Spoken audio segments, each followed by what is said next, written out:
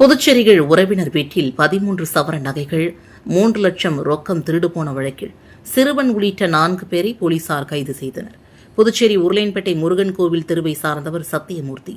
இவரது மனைவி மஞ்சளா கடந்த மே 20ஆம் தேதி பிற்பகல் பணம் எடுக்க சென்றபோது அலமாரி திறந்து கிடந்தது. உள்ளே வைத்திருந்த 13 சவர நகைகள் 3 லட்சம் ரொக்கம் திருடு போனதைக் கண்டு அதிர்ச்சியடைந்தார். இதுகுறித்து உருளையன்பேட்டை போலீசில் மஞ்சுளா புகார் அளித்தார். இதன் அடிப்படையில் போலீசார் வழக்கு பதிந்து விசாரணை மேற்கொண்டனர். இதில் மஞ்சுளா வீட்டில் தங்கியிருந்த 17 வயது சிறுவன் நகை பணத்தை திருடியதும் தெரியவந்தது. அவரிடம் நடத்திய விசாரணைகள் நண்பர்களான வானரப்பேட்டையை சார்ந்த உதயகுமார் வயது 21, பூமியன்பேட்டையை சார்ந்த ஹரிஹரன் வயது 18, வினோம நகரை சார்ந்த சுபாஷ் வயது 22 ஆகியோரிடம் திருடிய நகைகளை கொடுத்ததும் தெரியவந்தது. அவர்கள் நகையை விற்று கார் வாங்கி உல்லாசமாக ஊர் சுற்றியதும் தெரியவந்தது. இதனையடுத்து அவர்களிடமிருந்து கார் ரூபாய் 98,000 ரொக்கம் 8.6 சவர நகைகளை பறிமுதல் செய்தனர். சிறுவன் சீர்திருத்த பள்ளியில் சேர்க்கப்பட்டார். மற்ற 3 பேரையும் நீதிமன்றத்தில் போலீசார் ஆஜர்படுத்தி காலாப்பட்டு சிறையில் அடைத்தனர். திண்டிவனம் அரசு மருத்துவமனையில் ஏற்பட்ட மோதலில் தூய்மை பணியாளர் கைது செய்யப்பட்டதாக குடும்பத்தினர் புகார் அளித்துள்ளனர். விழுப்புரம் மாவட்டம் திண்டிவனம் அரசு பொது மருத்துவமனையில் 2 தரப்பினரிடையே ஏற்பட்ட மோதல் தொடர்பாக போலீசார் 3 தனித்தனி வழக்குகள் பதிவு செய்து விசாரணை நடத்தி வருகின்றனர். பிறந்தநாள் பேனர் தொடர்பாக ஏற்பட்ட தகராறு மருத்துவமனைக்குள்ள மோதலாக மாறியதாக கூறப்படுகிறது. இந்த வழக்கில் பிரபா தரப்பை சார்ந்த தூய்மை பணியாளர் முரளியை போலீசார் கைது செய்து கடலூர் சிறையில் அடைத்துள்ளனர். மோதலில் அவர் சம்பந்தப்படாமல் வேடிக்கை பார்த்ததாகவும் உடல்நலக் குறைவு இருந்த நிலையிலும் பணியில் இருந்தபோது கைது செய்யப்பட்டதாகவும் அவரது மனைவி மற்றும் பிள்ளைகள் குற்றம் சாட்டியுள்ளனர். முரளி மீது பதிவு செய்யப்பட்ட வழக்கை மறுபரிசீலனை செய்து அவரை உடனடியாக விடுதலை செய்ய வேண்டும் என்றும் அவரது குடும்பத்தினர் போலீசாரிடம் கோரிக்கை விடுத்துள்ளனர். விவசாய திட்டங்களை புறக்கணிக்கும் வகையில் மத்திய அரசின் கிராமப்புற வேலைவாய்ப்பு திட்டம் உருவாக்கப்பட்டுள்ளதாக MP வைத்திலிங்கம் தெரிவித்துள்ளார். இதுகுறித்து செய்தியாளர்களிடம் பேசிய அவர், 100 நாள் வேலை திட்டத்தை முழுமையாக சிதைத்து வளர்ச்சியடைந்த பாரதம் கிராம வேலை உறுதி மற்றும் வாழ்வாதார திட்டம் என்று புதிய பெயருடன் கொண்டு வந்துள்ளனர். இதில் 125 நாட்கள் வேலை கிடைக்கும் என்கிறார்கள்.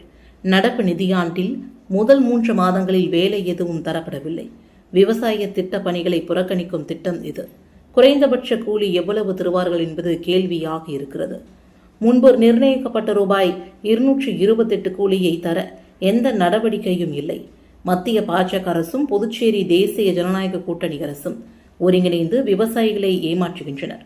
பேட்டியின் போது சட்டமன்ற உறுப்பினர் கார்த்திகேயன், முன்னாள் சட்டமன்ற உறுப்பினர் பாலன் உள்ளிட்டோர் உடனிருந்தனர்.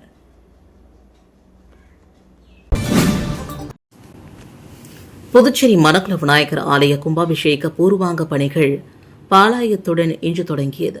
புதுச்சேரியின் பிரசித்தி பெற்ற அருள்மிகு மணக்குள விநாயகர் ஆலய மகா கும்பாபிஷேகத்திற்கான பூர்வாங்க பணிகள் இன்று காலை பாலாயன நிகழ்வுடன் தொடங்கின.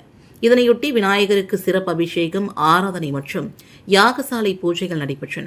இதில் துணைநிலை ஆளுநர் கைலாசநாதன், விக்னேஷ் கண்ணன் சட்டமன்ற உறுப்பினர் உட்பட திரளான பக்தர்கள் பங்கேற்று வழிபட்டனர்.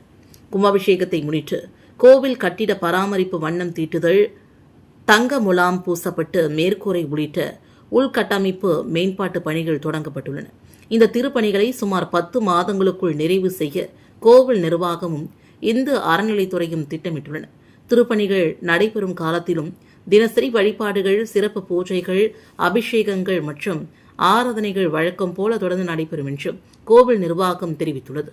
பூஜை ஏற்பாடுகளை கோவில் சிவாச்சாரியர்கள் கணேஷ், நாகராஜ், சீனு ஆகியோர் மேற்கொண்டனர். புதுச்சேரியில் திடக்கழிவை முறையாக வெளியேற்றப்பட்டதாக தொழில் நிறுவனம், ஹோட்டல்கள் சான்றிதழ் பெறாவிட்டால் அபராதம் விதிக்கப்படும் என்று மாசு கட்டுப்பாட்டு குழுமம் எச்சரிக்கை விடுத்துள்ளது.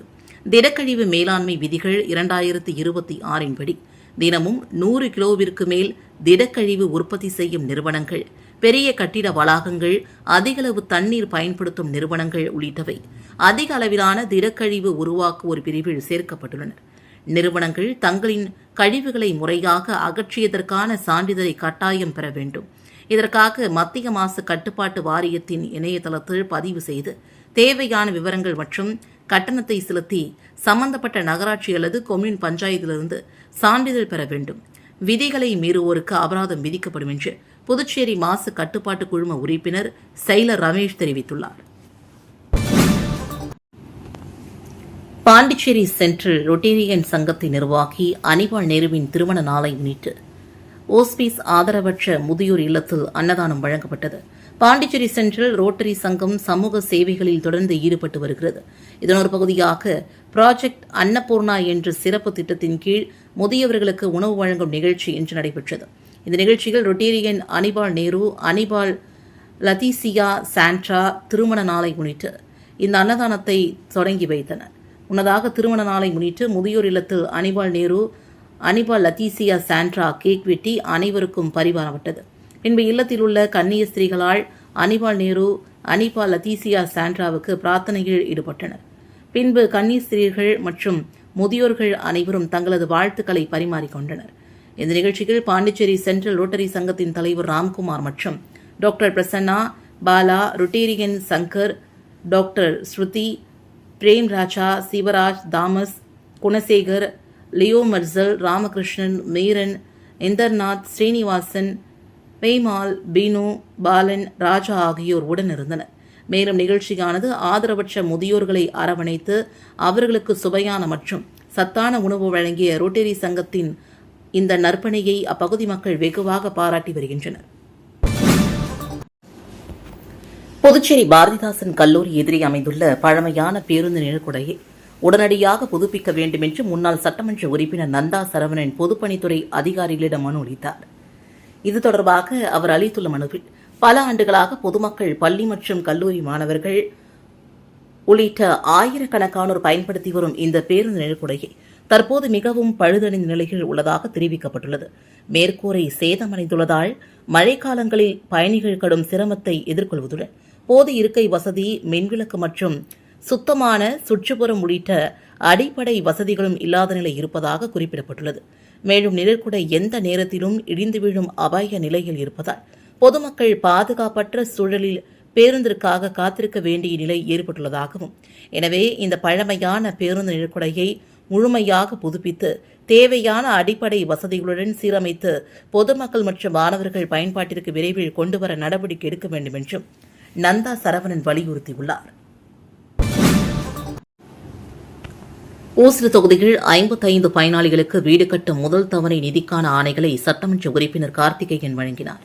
புதுச்சேரி மாநிலம் ஓசூர் சட்டமன்ற அலுவலகத்தில் குடிசை மாற்ற வாரியம் சார்பில் வீடு கட்டும் பயனாளிகளுக்கு முதல் தவணையை நிதி பெறுவதற்கான ஆணை வழங்கும் நிகழ்ச்சி நடைபெற்றது. இந்த நிகழ்ச்சியில் ஓசூர் தொகுதியின் சட்டமன்ற உறுப்பினர் கார்த்திகேயன் ஓசூர் தொகுதியை சார்ந்த 55 பயனாளிகளுக்கு குடிசை மாற்ற வாரியத்தின் காமராஜர் கல்வீடு கட்டும் திட்டம் மற்றும் பிரதம மந்திரி ஆவாஸ் யோஜனா திட்டத்தின் கீழ் வீடு கட்டும் பயனாளிகளுக்கான முதல் தவணை நிதியை பெறுவதற்கான ஆணைகளை வழங்கினார். அப்போது அரசு வழங்கும் வீட்டு வசதி திட்டங்களை முழுமையாக பயன்படுத்தி பயனாளிகள் தங்களது கனவு இல்லத்தை விரைவாக கட்டி முடிக்க வேண்டும் என்றும் அவர் வாழ்த்து தெரிவித்தார்.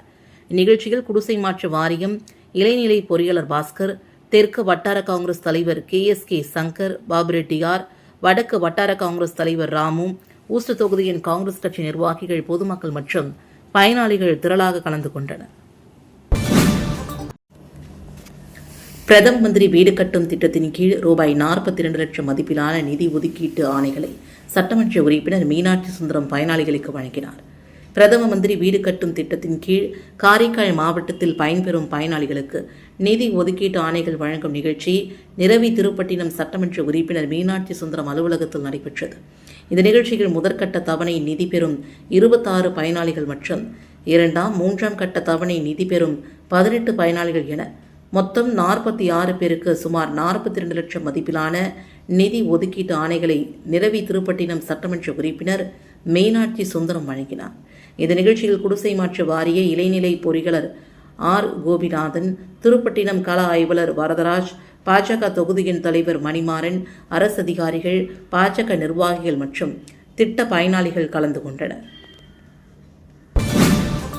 பாரதிதாசன் அறக்கட்டளை சார்பில் தமிழ் அறிஞர் மன்னர் மன்னன் 6வது ஆண்டு நினைவேந்தல் நிகழ்ச்சியில் ஓவியப் போட்டியில் வெற்றி பெற்ற மாணவர்களுக்கு ரொக்கப்பரிசு வழங்கப்பட்டது. பாரதிதாசன் அறக்கட்டளை சார்பில் தமிழறிஞர் மன்னர் மன்னனின் 6வது ஆண்டு நினைவேந்தல் நிகழ்ச்சி பாவேந்தர் பாரதிதாசன் அரசு அருங்காட்சியகத்தில் நடைபெற்றது. அறக்கட்டளை தலைவர் தமிழ் அறிஞர் கோ. பாரதி தலைமையில் நடைபெற்ற நிகழ்ச்சியில் சட்டமன்ற உறுப்பினர்கள் AKD ஆறுமுகம், விக்னேஷ் கண்ணன், அழகானந்தம், முன்னாள் அமைச்சர் க. லட்சுமி நாராயணன் உள்ளிட்டோர் மன்னன் திருவுருவப்படத்திற்கு மாலை அணிவித்து மரியாதை செலுத்தினர். தொடர்ந்து புரட்சி கவிஞர் போற்றிய மறுமலர்ச்சி கவிஞர் மன்னர் என்ற தலைப்பில் உரையரங்கம் நடைபெற்றது. மேலும் 100 மாணவர்கள் பங்கேற்ற ஓவிய போட்டியில் தேர்வு செய்யப்பட்ட 15 மாணவர்களுக்கு தலா ரூபாய் 300 ரொக்க பரிசு வழங்கப்பட்டதுடன் பங்கேற்ற அனைவருக்கும் பாராட்டு சான்றிதழ்களும் வழங்கப்பட்டன. புதுச்சேரி எம்ஜிஆர் பேரவை சார்பில் நடைபெற்ற விழாவில் பொதுத் தேர்வில் வெற்றி பெற்ற மாணவர்களுக்கு அமைச்சர் சிவக்கொழுந்து பரிசுகளை வழங்கி பாராட்டினார். புதுச்சேரி மாநகர எம்ஜிஆர் பேரவை சார்பில் 15ஆம் ஆண்டாக மாணவ மாணவிகளுக்கு பரிசளிப்பு விழா மற்றும் புதிய நிர்வாகிகளுக்கு பாராட்டு விழா புதுவை தமிழ்ச்சங்கத்தில் இன்று நடைபெற்றது. விழாவில் சிறப்பு விருந்தினர்களாக அமைச்சர் சிவக்கொழுந்து, சுத்திகேணி பாஸ்கர் ஆகியோர் கலந்து கொண்டு பொதுத் தேர்வில் வெற்றி பெற்ற மாணவ மாணவிகளுக்கு கேடய மற்றும் ஊக்கத்தொகை வழங்கி பாராட்டினார்கள். இந்த நிகழ்ச்சியில் பேரவை நிர்வாகிகள் மாசிலாமணி, தமிழ்ச்செல்வம், சித்தானந்தம், தரணி, தேவி, சாம்ராஜ், ரங்கநாதன், சோமசுந்தரம், பரமேஸ்வரி, காமாட்சி, ஜெயராம் உட்பட எம்ஜிஆர் பற்றாளர்கள் மற்றும் ரசிகர்கள் திரளாக கலந்து கொண்டு சிறப்பித்தனர். புதுச்சேரியில் நீட் தேர்வை ரத்து செய்ய வலியுறுத்தி அனைத்திந்திய மாணவர் பெருமன்றத்தினர் கண்டன ஆர்ப்பாட்டத்தில் ஈடுபட்டனர். நீட் தேர்வு வினாத்தாள் கசிவுக்கு பொறுப்பேற்று நீட் தேர்வை உடனடியாக ரத்து செய்ய வேண்டும் மற்றும் மத்திய கல்வித்துறை அமைச்சர் தர்மேந்திர பிரதான் பதவி விலக வேண்டும் என்று வலியுறுத்தி அனைத்திந்திய மாணவர் பெருமன்றம் சார்பில் நாடு தழுவிய கவன ஈர்ப்பு ஆர்ப்பாட்டம் நடைபெற்றது. இதன் ஒரு பகுதியாக புதுச்சேரி ராஜா தியேட்டர் சிக்னல் அருகே நடைபெற்ற கண்டன ஆர்ப்பாட்டத்திற்கு ஏஐஎஸ்எஃப் மாநில துணைத் தலைவர் பிரவீன் தலைமை தாங்கினார். இதில் மாநில செயலாளர் வழக்கறிஞர் முரளி, அனைத்திந்திய இளைஞர் பெருமன்றம் ஏஐஒய்எஃப் மாநில செயலாளர் எழிலன் மற்றும் மாநில தலைவர் முருகன் ஆகியோர் கலந்து கொண்டு கண்டன உரையாற்றினர். மாநில பொருளாளர் ஆகாஷ் நன்றி உரையாற்றினார். ஆர்ப்பாட்டத்தில் மாணவர் மற்றும் இளைஞர் பெருமன்ற நிர்வாகிகள் திரளானோர் கலந்து கொண்டு நீட் தேர்வை ரத்து செய், மத்திய கல்வித்துறை அமைச்சர் தர்மேந்திர பிரதான் பதவி விலக உள்ளிட்ட கோரிக்கைகளை வலியுறுத்தி முழக்கங்களை எழுப்பினர்.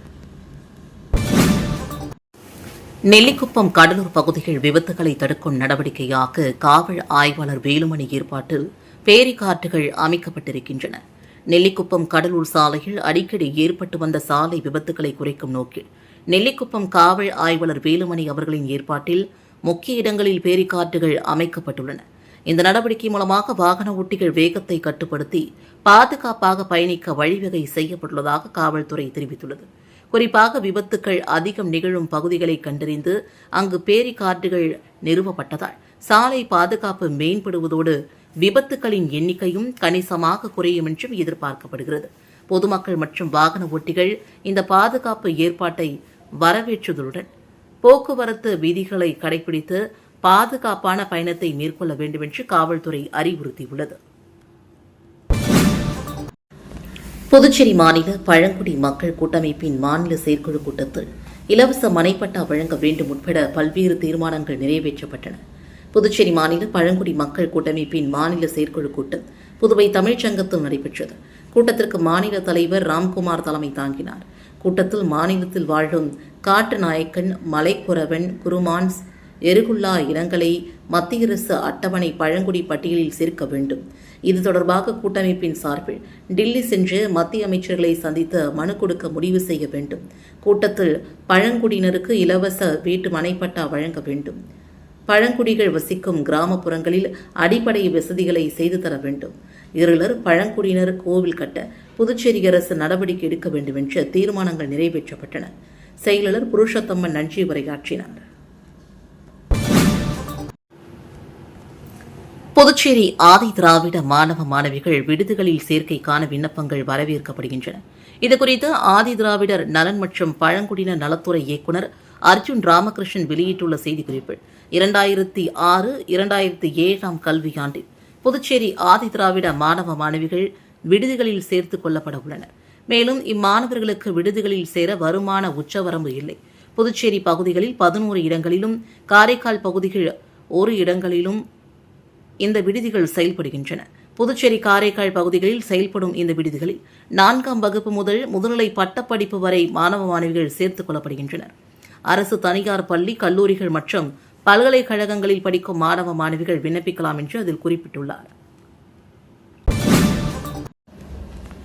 புதுச்சேரி முத்தியல்பேட்டை ராமகிருஷ்ண நகரில் எழுந்தருளியுள்ள ஸ்ரீ லட்சுமி ஹயக்ரீவர் திருக்கோவிலில் 55வது ஆண்டு திருப்பவித்ரோற்ச விழா கருட சேவைகள் திரளான பக்தர்கள் கலந்து கொண்டு சுவாமி தரிசனம் செய்தனர்.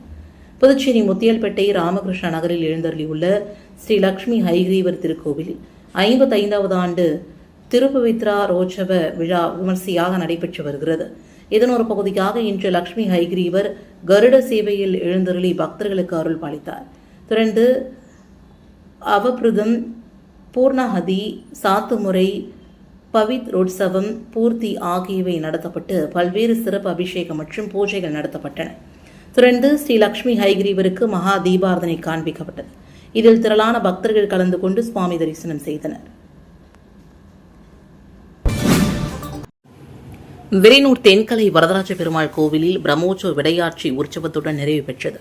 புதுச்சேரி மாநிலம் வில்லையனூரில் அமைந்துள்ள பிரசித்தி பெற்ற ஸ்ரீபெருந்தேவி தாயார் சமேத தென்கலை ஸ்ரீ வரதராஜ பெருமாள் கோவிலில் 22ஆம் ஆண்டு பிரம்மோற்சவ விழா விடையாட்சி உற்சவத்துடன் வெகு விமர்சையாக நிறைவு பெற்றது. கடந்த மாதம் 20ஆம் தேதி கொடியேற்றத்துடன் தொடங்கிய பிரம்மோற்சவத்தை முன்னிட்டு தினமும் காலை சிறப்பு திருமஞ்சனம், இரவு அலங்கரிக்கப்பட்ட உற்சவர் பெருமாள் மாடவீதி உலாவும் நடைபெற்றன. பக்தர்கள் திரளாக கலந்து கொண்டு சுவாமி தரிசனம் செய்தனர். விழாவின் முக்கிய நிகழ்வாக கடந்த 29ஆம் தேதி தேரோட்டம் சிறப்பாக நடைபெற்றது. தொடர்ந்து ஜூலை 1ஆம் தேதி மாலை புஷ்ப பல்லக்கில் சுவாமி வீதி உலாவும், ஜூலை 2ஆம் தேதி மாலை ஊஞ்சல் உற்சவமும் நடைபெற்றன. விழாவின் நிறைவு நாளான நேற்று மாலை நடைபெற்ற விடையாட்சி உற்சவத்தில் சிறப்பு அலங்காரத்தில் உற்சவர் பெருமாள் உட்புறப்பாடு நிகழ்ச்சி நடைபெற்றது.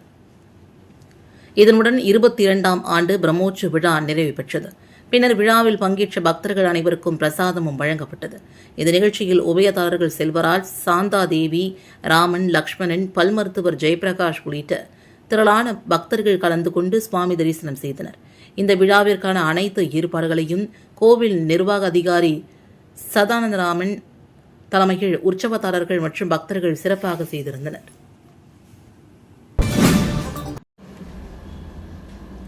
புதுச்சேரி வானரப்பேட்டையில் அமைந்துள்ள ஸ்ரீ வீர ஆஞ்சநேயர் கோவில் மகா கும்பாபிஷேகம் விமர்சையாக நடைபெற்றது. புதுச்சேரி மாநிலம் வானரப்பேட்டை சின்ன எல்லையம்மன் கோவில் தெருவில் அமைந்துள்ள அருள்மிகு ஸ்ரீ வீர ஆஞ்சநேயர் கோவில் மகா கும்பாபிஷேகம் நேற்று விமர்சையாக நடைபெற்றது. முன்னதாக 2ஆம் தேதி வியாழக்கிழமையன்று மாலை தொடங்கி கணபதி ஹோமம், சாந்தி ஹோமம், சங்கல்பம், ரக்ஷபந்தனம், எந்திரம் பதித்தல், முதல் கால யாக பூஜை, பூர்ணாஹதி மற்றும் மகா தீபாரதனை நடைபெற்று அதனைத் தொடர்ந்து முக்கிய நிகழ்வான 3ஆம் தேதியன்று காலை கோ பூஜை, சுமங்கலி பூஜை, கனிகா பூஜை, 2ஆம் கால யாக பூஜைகளைத் தொடர்ந்து கும்பங்கள் அலங்கரிக்கப்பட்டு களம் புறப்பாடு மகா கும்பாபிஷேகம் நடைபெற்றது.